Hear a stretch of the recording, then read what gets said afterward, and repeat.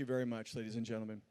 It gives me great pleasure to introduce Ty, who is part of Kids Save's Weekend Miracles program for foster youth here in Los Angeles. That's right. Please give him a very warm greeting. Here he is, who will share a bit of his story. Give it up for Ty, ladies and gentlemen. Go ahead. Okay. Welcome back. I see you, man. Thank you, man. All right, man. Good afternoon, everybody. Like you said, my name is Ty. I get a lot of jokes whenever I wear ties. I've had cheerleaders do tongue twisters over me. You won't believe it. But I'm here, forget all that. I'm here to tell you a little bit about myself. I was born in Texas. I don't know who my father is. My mom had problems, and she couldn't take care of me when I was just 2 months old. I was taken away from her, and I only saw her once after that.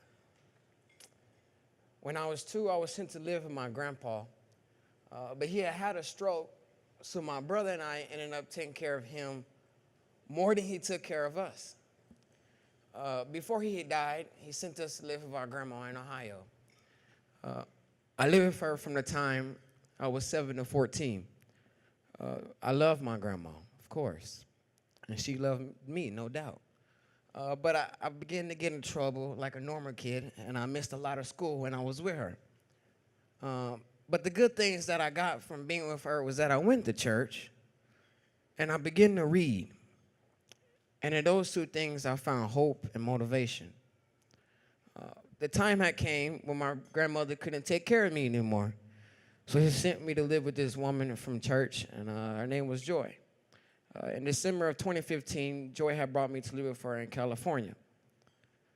At first, everything was good, but then some really bad things happened.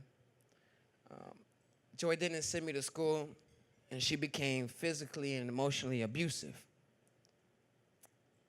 Yeah. So I ended up running away. I ended up running into some bad people on the streets. I ended up getting picked up by the sheriffs.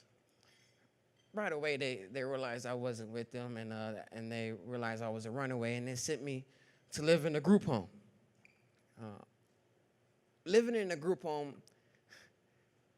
is actually better than where I was before. Now I go to school, and I'm in the Air Force ROTC program, which I love. ROTC, just for those who don't know. Yeah. But don't get me wrong, living in a group home has its challenges. No matter how much they try to make it feel like home, it's not. A home has parents, and a group home has staff, which comes and goes in shifts. There's a lot of structure, but sometimes nobody seems to be in charge. Sometimes it's like the blind leading the blind, you all fall into the ditch. It's one of my sayings. I have a lot of them. It's not a family, it's a business. And being in the group home made me realize how much I wanted a family. Oh, yeah. So I told my social worker, Janice, and she told me about Kids Save. When I went to my first event, it felt different. Yeah. Like the kind of program you find in the Midwest, because that's where I'm from. The people who work and volunteer at Kids Save, they're so outgoing, and they make you feel at home. They don't try, but they make you feel at home. I met my host, Eric and Lacey, at that very first event I attended. Over time, I felt really comfortable around them, and we were matched for hosting at the end of March. And now I see them almost every weekend, and I talk with them on the phone almost every day. It's good to know that somebody cares, and I'm not alone. Eric and Lacey are making a difference in my life. With them, I'm getting the comfort of parent figures that I never had, and of being in a living relationship with people who care about me. They provide advice and guidance, and they help me out a lot with school. because I missed 2 years of school when I was with my grandma. Long time. They and Kids Save are also trying to help me find an adoptive family. When people read about me, like a kid like me, in the system, they tend to get a picture in their mind, you know. Someone who just reads about me will truly miss who I really am, you know. But through Kids Save, I got to meet and get to know Eric and Lacey. And they see that I'm way more than what's on paper. And no matter what, I know they are there for me. I've been through a lot, but it's made me resilient. I won't let my past define me. I can't. I simply can't. Yeah. I can't own up to those stereotypes that people have, you know. I'm trying to use my past to build to my future. And now that I have my host, I don't have to do it alone, which I've truly felt alone. You know, moving 2,500 miles from the only person you knew, your grandmother, you know, having nobody out here. It was the first time I actually cried in about 9 years. But now I'm learning to trust and to believe in my dreams and to work hard to make my dreams my reality. It's funny because people tend to tell me I have an old soul. Well, when you live around 69-year-old grandma, you kind of learn pretty quick.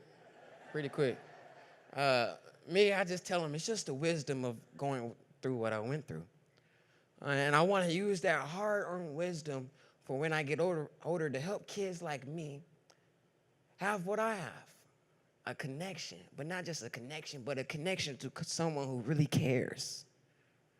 You know, you've heard about my past, and now you've heard about my present. So what about my dreams for the future? Well, in the short term, I plan on becoming a nuclear and missile warfare ops officer for the Air Force and Navy. Yeah. I'll be dropping them bombs. Yeah, I will. And in the long term, I plan on running for Congress. And I may even run for president.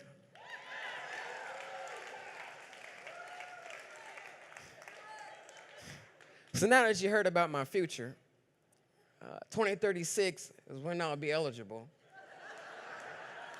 All right. Hope ain't none of y'all did. Look for me then.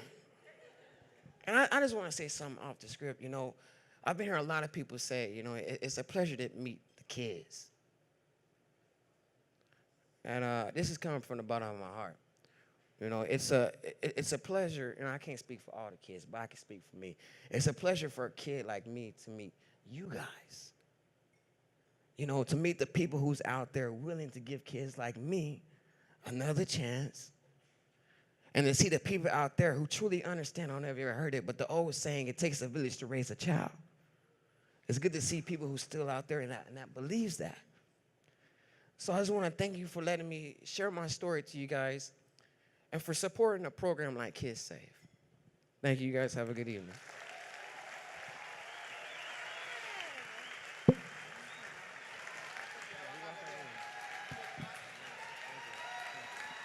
Ty, that's for you. That's for you. That's for you. That's an honor. 17 years old, ladies and gentlemen, right? That's why we're here, Ty, because of you. That's why we're here. Ladies and gentlemen, I'm speechless, right? It's unbelievable. It's unbelievable. Now for a